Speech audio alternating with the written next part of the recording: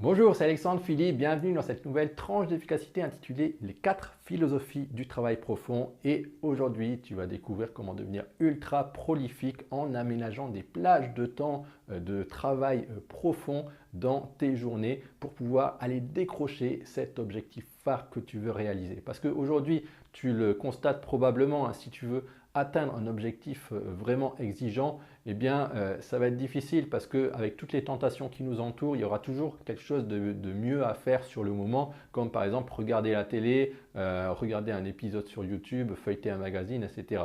Donc du coup, c'est très difficile et ce qu'il te faut vraiment pour y arriver, c'est de la discipline et de l'organisation. Et c'est l'organisation qui va te permettre d'ailleurs d'avoir cette discipline. Et aujourd'hui, je voudrais te parler de 4 façons de le faire. Donc tu vas pouvoir piocher à l'intérieur des 4, d'ailleurs pas piocher, mais tu vas voir d'après ce que je t'explique, tu vas trouver exactement quel est le mode de travail qui te correspond le mieux. Et d'ici la fin de cette vidéo, tu sauras exactement ce qu'il faut faire pour atteindre cet objectif phare. Donc ces 4 philosophies, elles nous viennent du livre Deep Work de Cal Newport, qui veut dire tout simplement travail profond. Et la première philosophie, c'est la philosophie monastique. Donc imagine-toi un ermite, quelqu'un qui est complètement déconnecté du monde, c'est à peu près ça. Tu vas voir des gens qui n'ont même pas d'email. Imagine-toi des gens qui n'ont même pas d'email, peut-être que pour un travailleur du savoir, tu n'imaginais même pas que c'était possible. Eh bien, il y a des gens comme ça, comme par exemple Donald Knuth. Donald Knuth, c'est un chercheur en sciences de l'informatique. En plus, il est vraiment dans l'informatique. Et lui, il avait l'email avant tout le monde, quoi. Il avait ça en 1975. Imagine-toi, c'était probablement 15-20 ans avant que toi-même tu aies les emails. Et en 1990, il a décidé que c'était terminé, que désormais, les gens devraient l'écrire, prendre leur crayon et leur papier pour lui écrire quelque chose, si lui écrire je ne sais pas, une question pour lui demander conseil et discuter avec lui. Et du coup, il a aussi une assistante qui trie les choses importantes dont il doit s'occuper. Et l'avantage de ce mode de travail, c'est que ça permet de réaliser un travail de folie, quoi. Alors moi, j'ai essayé ce système-là. J'ai essayé ça l'année dernière, je crois que c'était en juillet. Et j'étais en train de réaliser une diète complète. Si tu veux, je buvais que de l'eau chaque jour. J'ai fait ça pendant 10 jours et je me suis rendu compte que finalement, en pensant presque, tu vois, j'allais dire 24 heures sur 24, en pensant jour après jour à toutes les idées de ton objectif, eh bien, on se rend compte que on arrive à faire des choses qu'on ne pensait même pas imaginables. Tu sais, à ce moment-là, je pense que c'était le moment où j'ai été le plus productif de ma vie, le plus prolifique, si tu veux. Et tu vois, tu peux essayer ça juste 15 jours, 3 semaines. Lui, Monsieur Knuth, là, Donald Knuth, il fait ça toute l'année. Mais tu peux faire ça à plus petite échelle. Et je suis sûr que ça te donnera des résultats exceptionnels si tu arrives vraiment à t'isoler et te déconnecter du monde pour pouvoir te consacrer à ton projet. Donc ça, c'est la première philosophie, la philosophie monastique. Ensuite, la deuxième philosophie, ça va être la philosophie bimodale. Pour les gens qui ne veulent pas être complètement déconnectés du monde toute l'année, mais qui veulent aussi communiquer un petit peu avec l'extérieur. Donc ça va être des gens qui sont semi-indépendants, on va dire, comme par exemple des professeurs d'université qui, voilà, pendant 2 jours, ils vont être dans une salle et puis ils vont être isolés peut-être de l'Internet, etc. Et puis ils vont réaliser leur travail profond. Et donc ils vont faire des travaux vraiment importants, ils vont écrire des papiers scientifiques, etc. Et ils vont pouvoir faire des choses extrêmement complexes qui ont besoin de vraiment beaucoup de concentration. Donc tu vas avoir des gens comme ça. Et puis tu vas avoir aussi tu peux avoir aussi des romanciers, tu vois. Par exemple, la romancière J.K. Rowling, qui est l'auteur de Harry Potter, pour le dernier tome de l'histoire de Harry Potter, elle a utilisé ce système-là. C'est-à-dire que ce qu'elle faisait, c'est que pendant 2 jours de la semaine, je crois, elle s'enfermait dans un hôtel et elle travaillait sur son livre. Et du coup, elle progressait beaucoup plus vite parce que chez elle, tu sais, c'était un petit peu la pagaille parce qu'elle avait des enfants et donc du coup, elle n'arrivait jamais à avancer sur son livre. Et en plus, il y avait les fans vraiment qui qui lui mettait la pression, tu vois. Donc, grâce à ça, elle a réussi à aller beaucoup plus vite pour terminer son livre. Ok. Donc ça, c'est la deuxième façon, c'est le style de vie, la philosophie bimodale. Ok.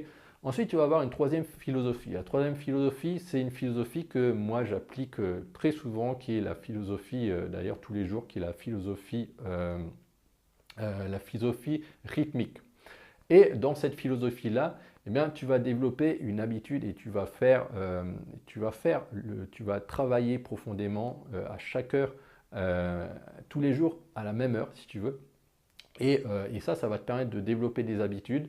Et du coup, en fait, tu n'auras même plus de tergiversation pour te dire est-ce que j'ai envie de le faire ou est-ce que j'ai pas envie. Parce que ton corps va lui-même réclamer sa dose de travail concentré, si tu veux, de travail profond. C'est-à-dire, si tous les matins tu décides qu'à 4h30 tu vas commencer à travailler sur quelque chose de créatif, comme l'a fait l'auteur de Dilbert dont je te parlais, je crois, la semaine dernière, et ben, du coup, ça va beaucoup mieux fonctionner parce que tu n'auras même pas besoin de volonté, quoi. Ça va arriver parce que simplement tu fais ça tous les jours et tu ne me poseras même pas la question est-ce que tu dois le faire. Et donc ça va simplifier aussi ta vie parce que tu n'auras même pas besoin de planifier tout ça.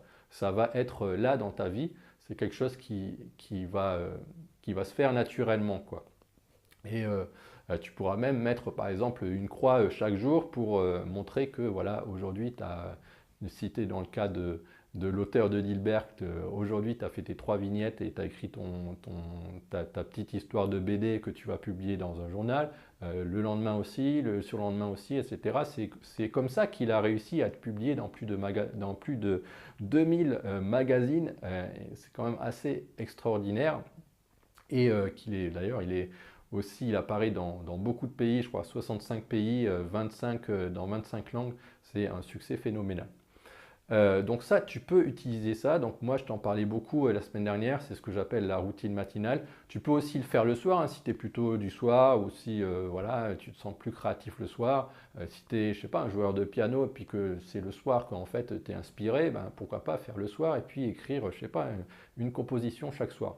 Allez, chiche. Donc ça, c'est la troisième philosophie. Donc la philosophie où tu vas travailler selon un certain rythme, d'accord? Donc ça va être moins d'une journée, ça va être seulement un certain nombre d'heures, peut-être 2 ou 3 heures chaque jour. Et ensuite, la quatrième philosophie, ça c'est vraiment pour les mordus, c'est la philosophie journalistique. Donc ça, ils en parlent dans Deep Work et ils parlent notamment de l'auteur de la biographie de Steve Jobs, je crois qu'il s'appelle Walter Isaacson. Il a écrit plusieurs biographies à succès, par exemple la biographie de Einstein, la biographie de Benjamin Franklin et d'autres œuvres majeures qui ont été best-sellers. Et lui, donc apparemment, l'auteur de Deep Work, Cal Newport, son oncle le connaissait très bien. Et donc du coup, il y avait ils avaient loué, si tu veux, ils avaient loué, je sais pas, un bungalow et du coup, ils s'étaient réunis. Et apparemment, dès qu'il y avait un temps mort, c'est-à-dire que tout le monde est en train de digérer et puis fait quasiment la sieste, lui, du coup, il va monter à l'étage supérieur et il va écrire la suite de son livre. Et pour faire ça, il faut quand même avoir une certaine aisance, quoi, dans l'écriture. Donc lui, c'est comme s'il avait, si tu veux, un interrupteur sur la tête. Tu vois, c'est très pratique. Donc il met ça on-off et hop, boum, il se met à écrire.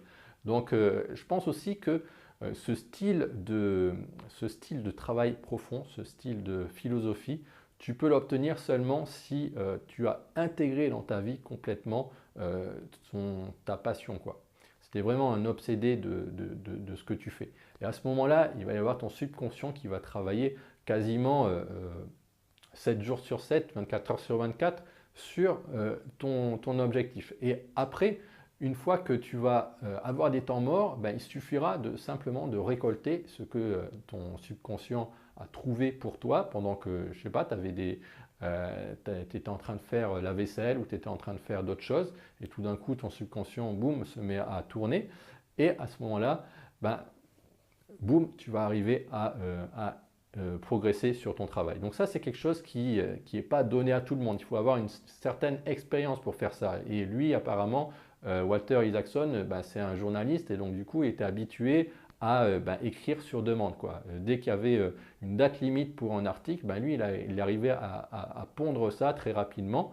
Et donc lui, il a de l'expérience pour faire ça. Et donc il a développé aussi de la confiance parce que ben, il a écrit des best-sellers et tout et tout. Mais toi, tu n'arriveras peut-être pas forcément à le faire au début parce que voilà, il faut de l'expérience et toi, tu risques peut-être d'avoir le blocage de l'écrivain, c'est-à-dire le critique intérieur qui t'auto-censure. Bon, ça arrive à tout le monde, hein. Moi-même, ça arrive à tous les débutants. Donc, ne t'en fais pas si ça t'arrive. Donc, tu pourras faire ça, mais peut-être peut-être dans 6 mois, dans un an, si tu te mets aujourd'hui à démarrer ton bouquin, quoi. Donc voilà, donc c'est ça les 4 philosophies. Donc tu peux choisir celle qui te convient le mieux. Je te les rappelle, la première philosophie, c'est la philosophie monastique, donc où vraiment tu te déconnectes du monde chaque jour de l'année. Et ça, c'est vraiment pour les gens qui sont indépendants et qui sont aussi obsédés par leur projet et qui veulent y travailler jour après jour. Ensuite, tu vas avoir le deuxième style, c'est le style bimodal. Donc, les gens qui veulent quand même communiquer avec l'extérieur et pour qui le feedback, les retours des gens sur leurs œuvres sont vraiment importants et les gens qui veulent avoir des retours très rapides. Donc, ça, c'est le style bimodal. Donc ce style bimodal, donc, je te rappelle, ça veut dire que tu vas travailler au moins une journée par semaine sur ton objectif phare. D'accord? Au moins une journée au moins de travail en profondeur. Et ensuite, tu vas avoir la troisième philosophie. La troisième philosophie, c'est la philosophie rythmique où tu vas travailler quelques heures par jour.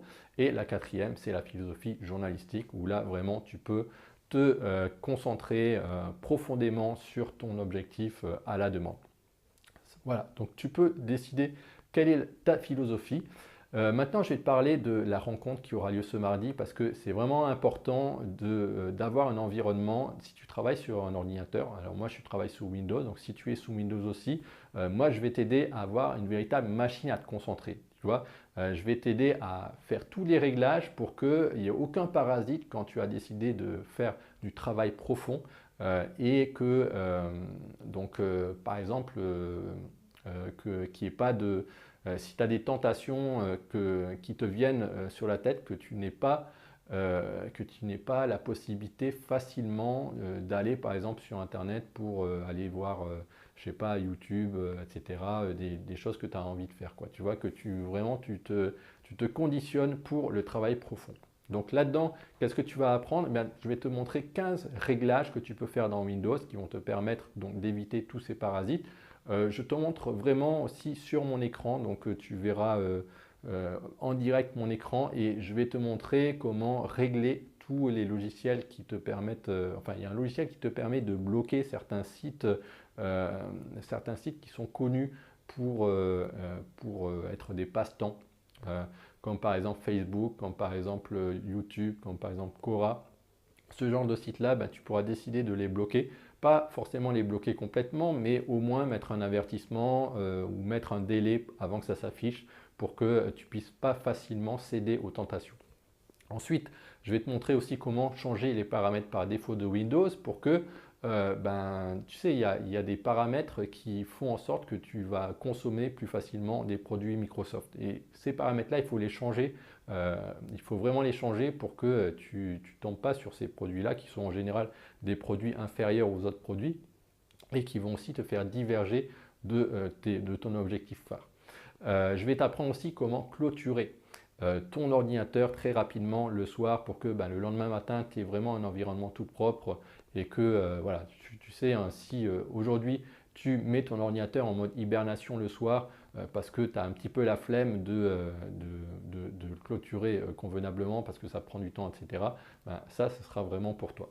Ensuite, je vais te montrer aussi la méthode des bulles de concentration. Moi, je l'ai encore utilisé par exemple aujourd'hui. C'est-à-dire que ça va te permettre de vraiment t'engager sur une tâche compliquée Et si tu as plein d'idées, si tu as des idées parasites dans la tête, ça va vraiment t'aider à, à- à revenir, sans cesse sur ton objectif et te conditionner à travailler. Et finalement, au bout d'un moment, ton esprit va complètement être focalisé sur ton objectif avec cette méthode des bulles de concentration. Et puis, je vais te montrer aussi un logiciel qui te permet de régulariser tes émotions, de réguler tes émotions.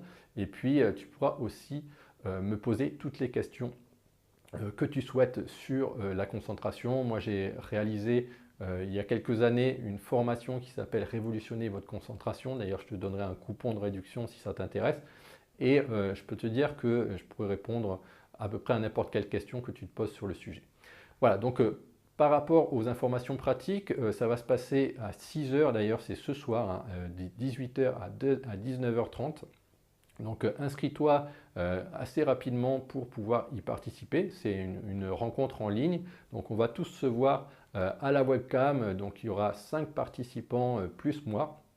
Et, donc tu vas voir, hein, ça va être chaleureux. On va pouvoir faire en sorte que tous ces réglages soient bien mis en place sur ta machine. Tu sais, c'est des choses que souvent on reporte au lendemain, on reporte tout le temps au lendemain parce qu'on ne prend jamais le temps de les faire. Mais là, le fait qu'on soit en groupe, le fait que je te mette le pied à l'étrier, tu vas voir que tout ça sera déjà fait et le lendemain matin, tu verras déjà une grosse différence par rapport à ta puissance de concentration dans ton travail quotidien.